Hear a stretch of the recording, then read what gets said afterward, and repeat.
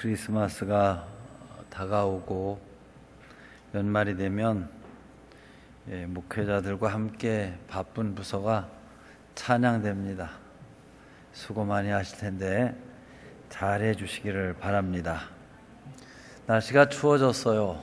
본격적으로 겨울에 들어선 것 같습니다. 오늘도 예배에 참석하신 여러분들께 주님의 은혜가 함께 하시기를 축원합니다. 본문은 이스라엘의 임금이 된 다윗이 자기를 인도하신 하나님께 드린 찬양 시입니다.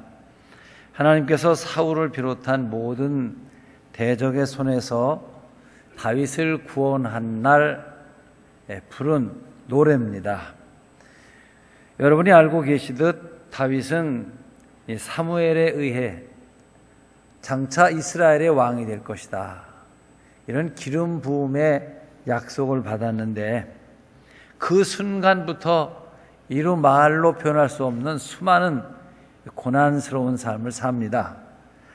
허기진 배를 안고 도망다니며 제단에서 물려낸 이 곰팡이 낀 쉰 떡으로 끼니를 때우기도 하고, 원수의 나라로 망명해 그 신하들의 시기, 질투, 경계를 피하기 위해 미치광이 노릇을 하며 위기를 넘기기도 합니다. 블레셋 아기스에게 잘 보이려고 원수의 군복을 입고 전쟁터에 끌려가기도 합니다. 결혼은 했지만 그 아버지 사울이 변심해 딸이죠, 다윗의 부인을 빼앗아 다른 남자에게 시집을 보내버리는 남자로서는 참기 어려운 굴욕을 겪기도 합니다. 시골 부자 나발에게 양식을 구하러 갔다가 이 모욕을 당하기도 합니다. 수년 동안을 유리방황하며 토굴 속에서 이슬을 피하며 살아가기도 합니다. 다윗은 시편 23편에서 이때를 사망의 음침한 골짜기를 다녔다, 이런 표현을 했습니다. 오늘 이 시편 18편은 1절을 시작하기 전에 서론으로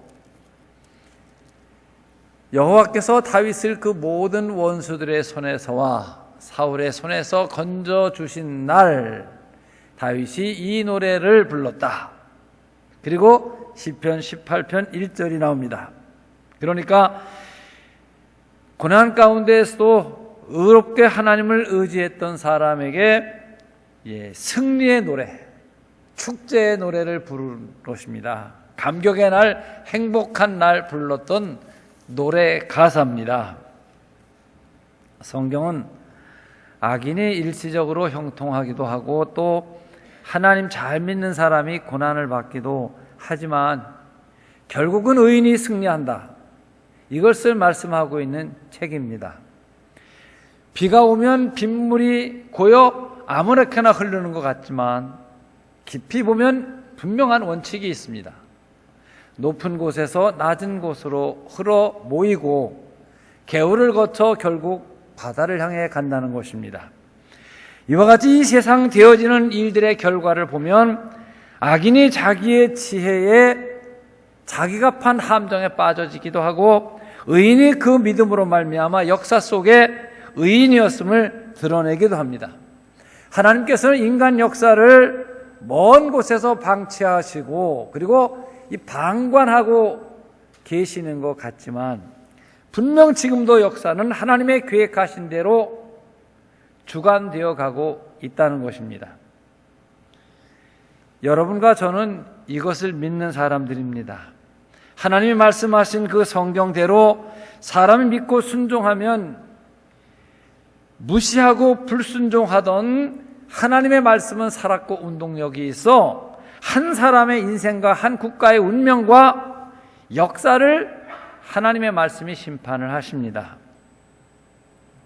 그러므로 여러분, 모든 믿는 사람들은 하나님을 의지하고 그 말씀을 따라서 살아야 합니다. 이런 사람들을 일컬어 의인이라고 성경은 말합니다. 하나님은 의인을 돌보십니다. 하나님은 의인의 얼굴을 높여주시고 하나님은 의인의 삶을 축복하십니다. 의인이 축복을 받고 영광을 얻는 날, 악인들은 망하는 날입니다. 사울처럼 망할 것입니다. 하만처럼 망할 것입니다. 바벨로니아처럼 멸망할 것입니다. 오늘 본문 40절로 42절까지는 이 의인이 볼 때 하나님의 존재와 섭리를 무시한 이 불순종한 악인들의 패망에 대해서 자세하게 설명을 하고 있는데, 악인의 최후는 먼저는 사람들에게 버림을 받는 것입니다. 41절을 보게 되면 그들이 부르짖으나 구원할 자가 없을 것이다. 이 회개하지 않는 강팍한 심령을 가진 악인은 사람들로부터 버림을 받습니다. 그를 위하여 기도하며 도와주던 의인들은 물론이요, 같이 악을 도모했던 동업자들에게도 버림을 받습니다. 의인의 삶은 평화와 조화의 삶이라면 악인의 삶은 불화와 부조화의 삶입니다. 악인의 공동체는 그 성격상 악행과 낙을 누릴 때는 함께하지만 고난과 시련 가운데는 함께하지를 않습니다. 다윗을 상대하여 못살게 굴던 이 악인들이 망할 때를 보면 저들끼리 싸우다 자중진화로 망하고, 때로는 부하들의 반역에 의해 위에 사람이 죽음으로 부끄러움을 당하여 망하게 합니다. 악인은 인간관계를 바르게 하지 않습니다. 자기를 중심으로 욕심을 부리기 때문에 좋은 대인관계를 가질 수가 없어요. 어떤 강도 세 사람이 강도짓을 해서 많은 현금과 보화를 산 위에 놓고 세 사람 모두가 죽은 시체로 발견이 됐어요. 그들의 신원을 조회해 보니까 세 사람 모두가 다 도둑질했던 경력과 강도짓을 여러 번 한 그런 전과자들이었는데, 아무튼 그들이 합심하여 많은 재물을 갖다 놓고 모두가 다 죽어 있는데, 그 사연이 이렇습니다.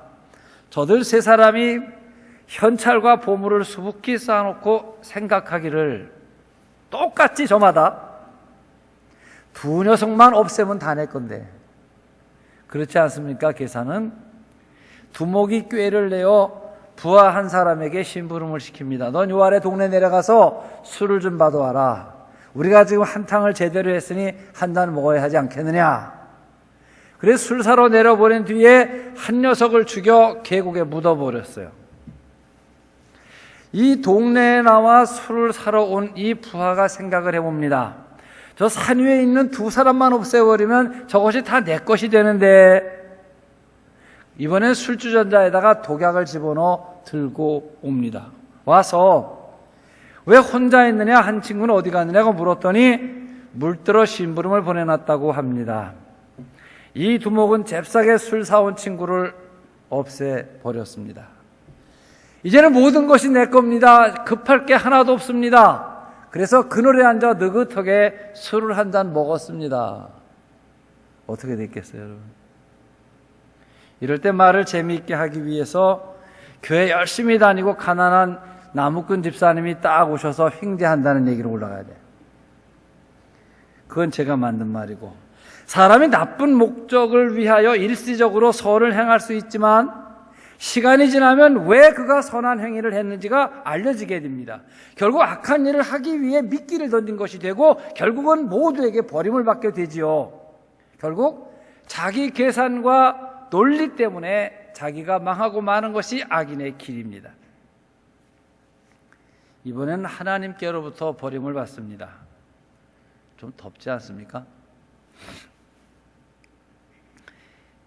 41절 후반을 보게 되면 여호와께 부르짖어도 그들에게 대답하지 아니하신다.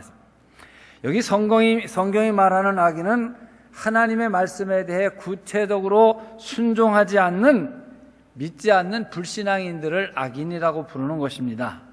내가 하나님 말씀을 업신여기고 불순종하면 내가 하나님 말씀을 버린 것 같이 되죠. 그렇죠? 내가 하나님 된 것 같고, 그리고 내가 왕입니다. 내 의지대로 다 했으니까. 그런데 사실은 하나님 말씀으로부터 내가 버림받고 저주받은 것이 되는 것이지요.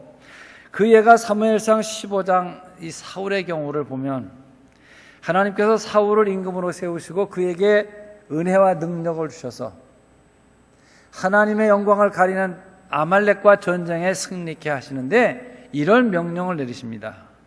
아말렉을 진멸하라. 전쟁 중에 어떠한 것도 소득으로 여기지 말고 불태워버리라. 정말 하나님의 능력으로 말미암아 아말렉을 완전히 진멸합니다. 그러나 사울은 겉으로는 순종하는 것 같지만 속으로는 장사를 합니다. 자기 목장으로 소나 양 쓸만한 걸 다 옮기고 아말렉의 어린아이와 여자들까지도 진멸하라고 명령하셨음에도 아말렉 왕 아각을 살려놓고 협상을 하여 더 많은 것을 얻어내기 위해 상거래, 비즈니스를 합니다. 사울이 하나님의 말씀을 무시하고 왕된 것 같았지만 사실 하나님 말씀에 대해서 사울이 철저하게 버림을 받습니다. 하나님께서는 일단 버리기로 작정한 사람의 기도를 들으시지를 않습니다. 나중에 사울이 불안합니다. 초조해집니다. 하나님께서 어떤 것도 기도로 응답해 주시지 않습니다. 더 불안해집니다. 나중엔 미치광이 정신질환자가 되어버리고 맙니다. 어떻게 해서든지 하나님의 구원을 회복하기 위해 사울이 몸부림치지만 하나님은 응답이 없습니다.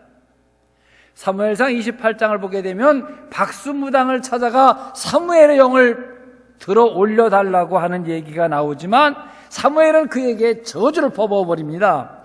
성경 말씀대로 악인은 하나님께 버림을 받고 어두운 데 나가 이를 갈미 있으리라, 그렇게 되더라는 것이죠. 여호와께 부르짖어도 대답받지 못하는 인생, 가련한 인생이며 불쌍한 인생인데 이것이 악인의 말로입니다. 세 번째 악인의 종말은 형체도 없이 사라진다고 합니다. 42절을 보게 되면 내가 그들을 바람 앞에 티끌같이 부숴버리고 거리에 진흙같이 쏟아버렸다. 악인의 멸망은 완전하고도 영원한 멸망을 당합니다.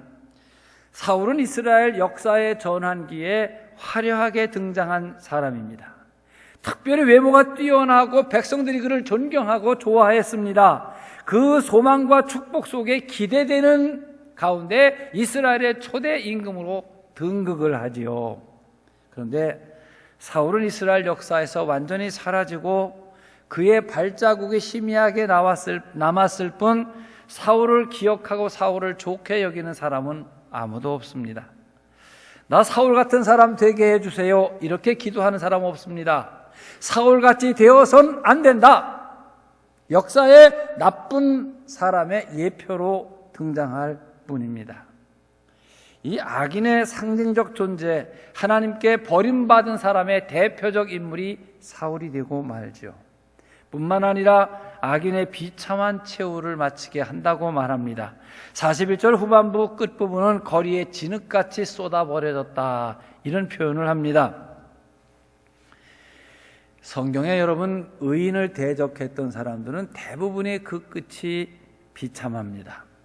욥을 멸시하고 조롱했던 그의 친구들 욥 앞에 무릎을 꿇지요. 예수 그리스도를 대적했던 원수들 모두 예수님 이름의 권세 앞에 무릎을 꿇고 그야말로 발 아래 복종하는 그런 위치로 전락돼 버립니다.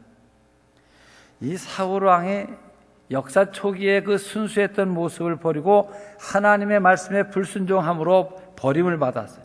그의 심령은 점점 강팍해져 하나님의 쓰시기로 한 다윗을 괴롭히는 인간이 되어 버립니다.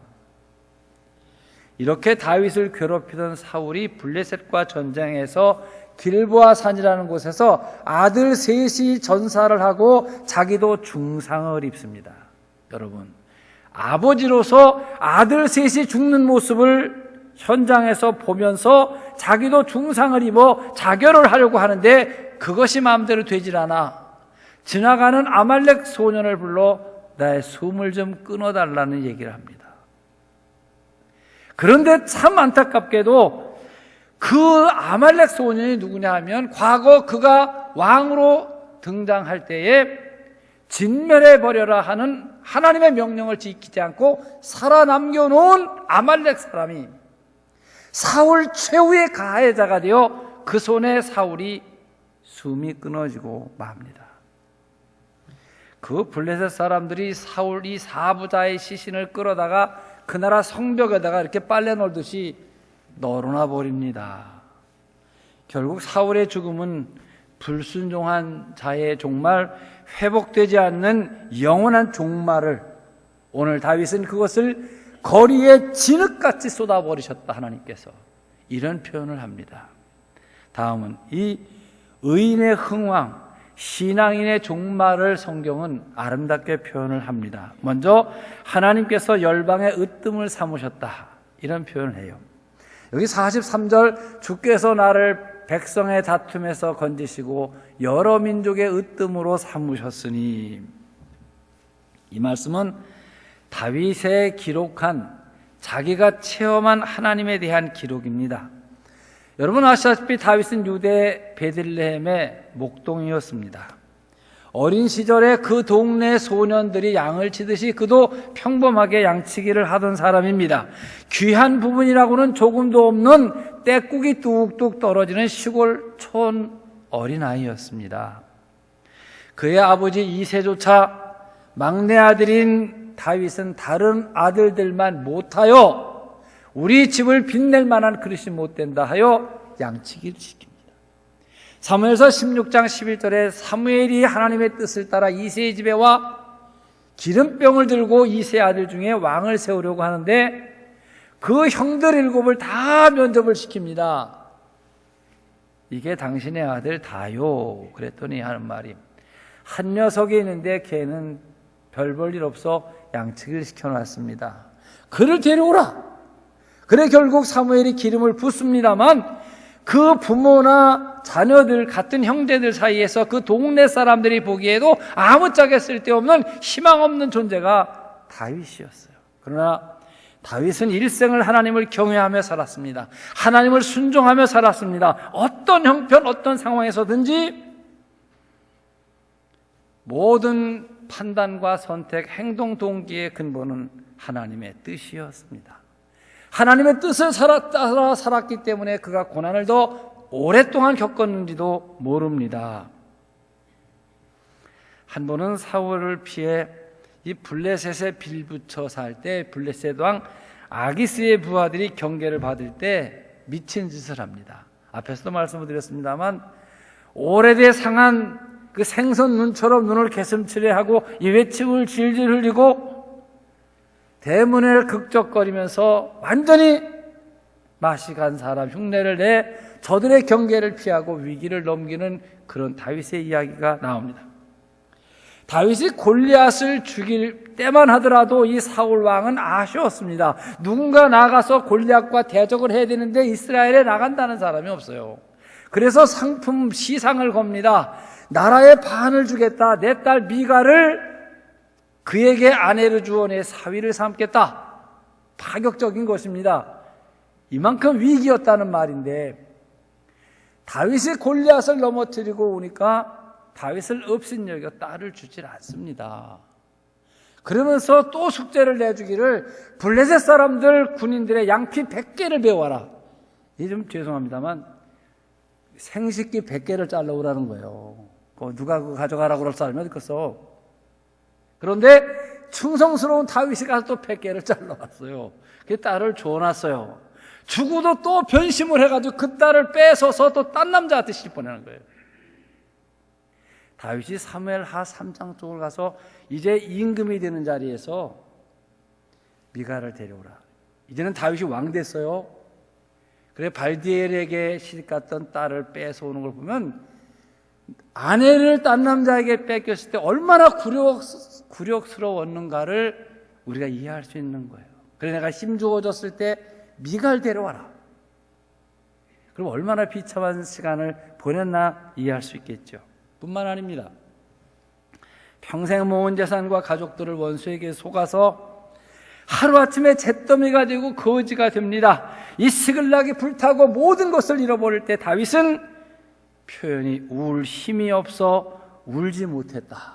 이런 울 힘이 없어서 울지를 못했다.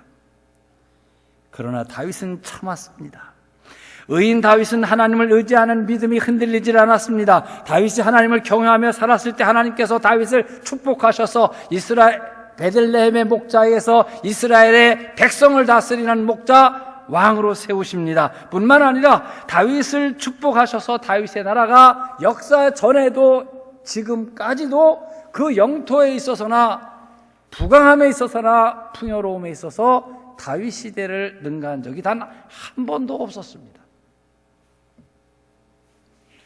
그 주변에 강대국이라고 했던 블레셋, 모압, 암몬, 에돔 나라들을 모두 굴복시키고 그들에게 조공을 받았는데 다윗이 고난의 시절에 그들을 섬겼고 그들에게 빌붙어서 살았던 그 나라들을 다 다윗의 발 앞에 복종을 시키게 됩니다.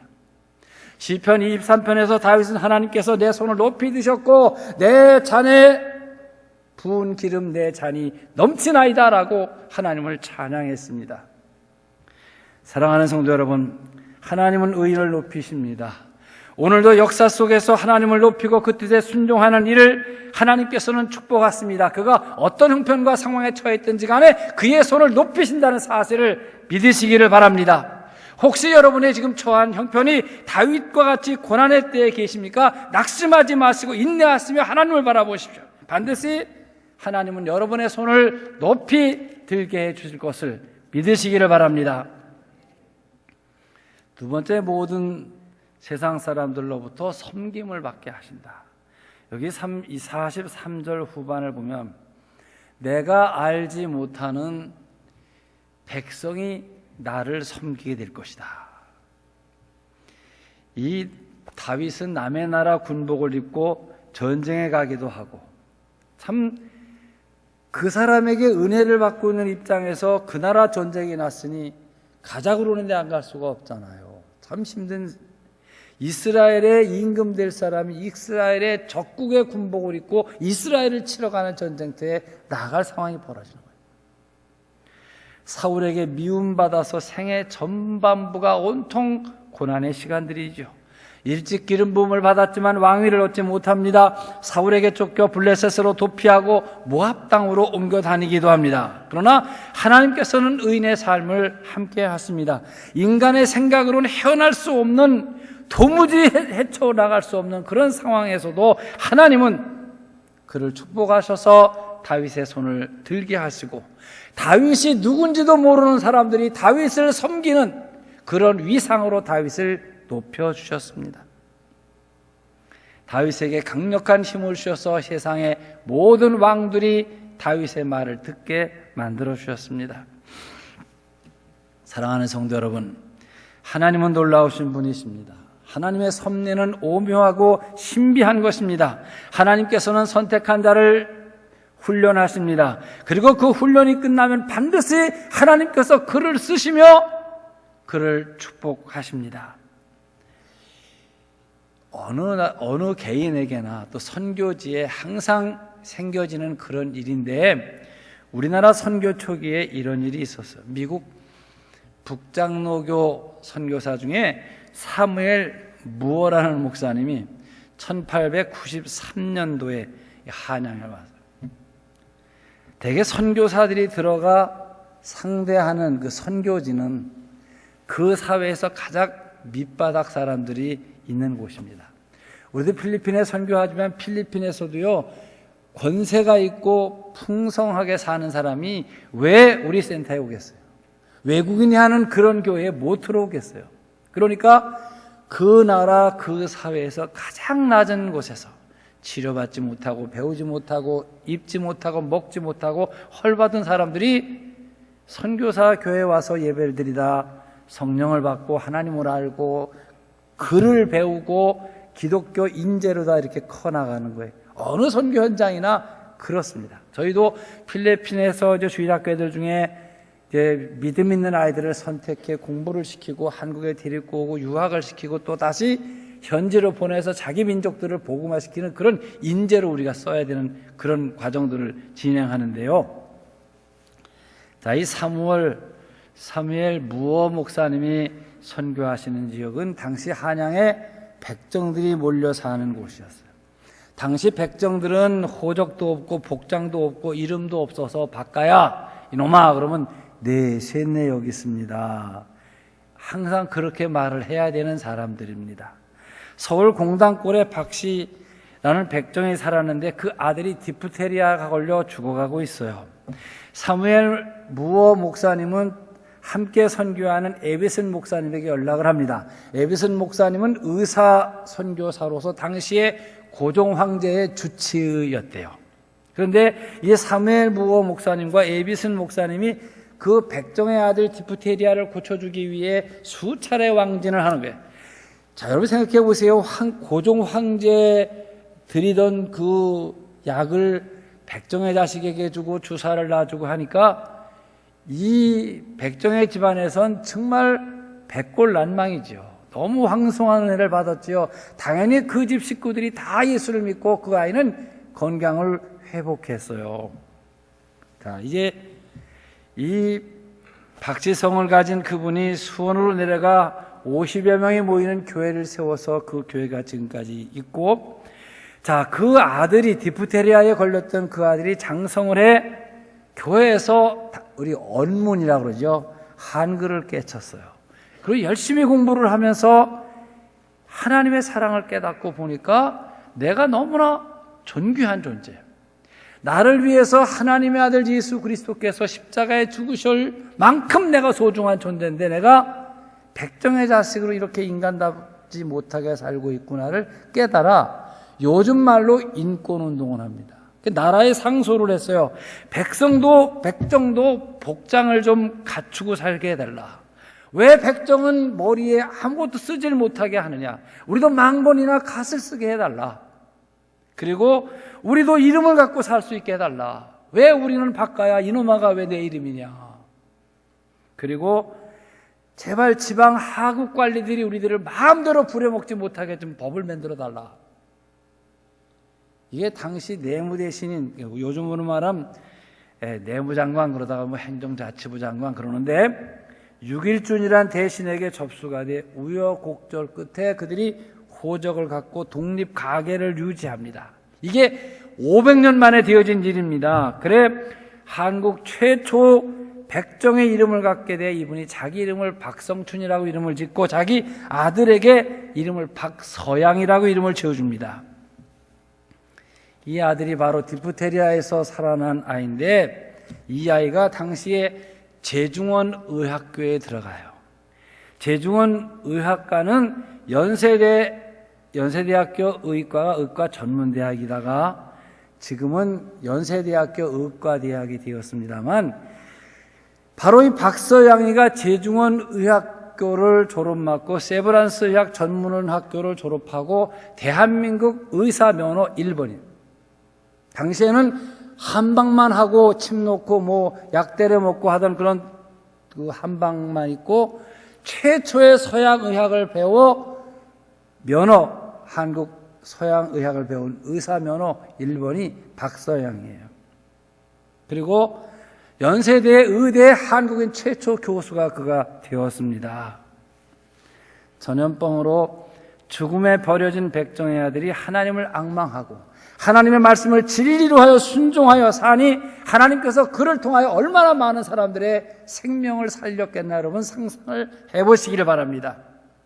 나중에 박성준과 그의 부인과 그의 가족들이 그 동네에 승동교회라는 교회를 개척해 세웁니다. 저는 저걸 찾질 않았는데 승동교회를 방송실에서 찾은 모양인데요. 여기 승동이란 말은 중승자 써서 중들 사는 동네라 그 말이에요. 근데 거기 승동에 이길 승자를 써서 승동교회를 세웁니다. 지금 약 한 130년 된 교회인데 합동 측에서는 그 교회를 가리켜 모교회라 이렇게 부릅니다. 처음에는 저 교회 간판이 백정교회였어요. 그러다가 양반들이 그 전도를 받아서 그 교회에서 세례를 받고 나중엔 이씨 왕족들도 그 교회를 다녔다고 합니다. 이분들이 예수를 믿고 세례를 받고 전도하여 한국 교계에 미친 영향은 이루 말할 수가 없는 엄청난 역할을 했죠. 어때요 여러분? 목동 다윗이 이스라엘 왕 된 것과 다를 것이 하나도 없고 이런 일은 우리 신앙생활 하는 일에 누구나 경험할 수 있는 그런 놀라운 일이지요. 이사야 41장 14절을 보게 되면 하나님께서는 버러지 같은 너 야곱아, 저게 번역할 때마다요, 어떤 때는 지렁이 같은 너 야곱아 그리고 어떤 때는 구더기 같은 너 야곱아, 그런데 좋은 뜻은 아니죠. 버러지나 구더기나 지렁이나 다 거기서 거긴데 눈도 없고 입이 있는지 손톱 발톱도 하나도 없고, 지렁이는 남을 공격할 수 있는 방법도 없고 공격을 방어할 수 있는 방법도 없는 그야말로 진흙 속에 가장 하찮은 것으로 비유한 거예요. 그런데 저 뒤에 구절을 보게 하나님께서 너를 이가 날카로운 타작기계를 삼을 것이다. 너로 산을 부스러기로 만들 것이다. 아니, 지렁이가 무슨 부르도자입니까? 여러분, 포크레인입니까? 손톱도 없는데 무슨 땅을 파요? 그런데 하나님은 하셨습니다. 포로 생활 중에 있던 이스라엘은 지렁이 같고 구더기 같고 버러지 같은데도 너를 통하여 하리라. 하나님은 그 일을 이루시고 영광을 받으셨습니다. 여러분, 우리가 세상을 살아가면서 때로는 다윗이 겪었던 고난의 현장처럼 헤어날 길이요, 앞뒤가 다 막히고 누구도 여기서 내가 어떻게 한다는 길을 제시하는 사람이 없어요. 그런데 하나님은 의인의 길을 인정하시고 인도하십니다. 이 시편 1편은 시편 150편을 이렇게 모아놓은 거예요. 그리고 150편 속에 들어있는 모든 내용을 다 축적해 놓은 건데 그 끝이 무엇이냐면 대저 의인의 길은 여호와께서 인정하시나 악인의 길은 망하리로다. 끝이. 사랑하는 성도 여러분, 오늘도 살아계신 하나님을 경외하고 그 말씀에 순종하시기를 바랍니다. 고난 속에 있는 여러분들이 지렁이같이 생각될 수도 있고 다윗이 겪었던 그 고난의 현장에 여러분이 다윗처럼 처하여져 있다고 생각하실 수도 있을 것입니다. 반드시 주님께서는 하나님을 의지하는 자를 승리케 하셔서 손을 높이 들게 하십니다. 의인의 삶을 축복하시는 하나님의 은혜가, 은총이 여러분 삶에 충만하셔서 고난을 이기시고 승리하시는 여러분들이 되시기를 축원합니다. 축원합니다. 기도하겠습니다. 사랑하시는 주님, 시편 18편은 다윗이 원수들을 이기고 감격하여 하나님께 드린 찬양의 시, 노래입니다. 참 힘든 때를 지났습니다. 생애 전반부가 고난의 연속이고 너무나 길고 너무나 깊은 고난이었습니다. 변하지 않은 것은 하나님을 의지한 믿음입니다. 참았습니다. 그리고 전능하신 하나님을 굳건하게 믿었습니다. 하나님께서는 다윗의 손을 들으셔서 높여주셨고 강하게 하셨고 하나님을 찬양하는 하나님의 그릇이 되게 하셨고 다윗을 괴롭히던 모든 사람들이 다 무너지는 것을 다윗으로 보게 하셨습니다. 오늘 우리가 삶을 살아가는 삶이 힘들고 어렵습니다. 그리고 꼭 다윗이 처한 형편과 같습니다. 그러면 우리도 다윗처럼 하나님을 경외하며 그 말씀에 순종하면 하나님 반드시 어려움을 극복하게 하시고 믿는 자의 손을 높이 들어 주실 것입니다. 오늘 예배에 참석한 우리 모두가 이 말씀을 힘을 얻고 기도하며 이 말씀 순종하여 승리케 해 주시옵소서. 귀하신 예수님 이름으로 기도하옵나이다. 아멘.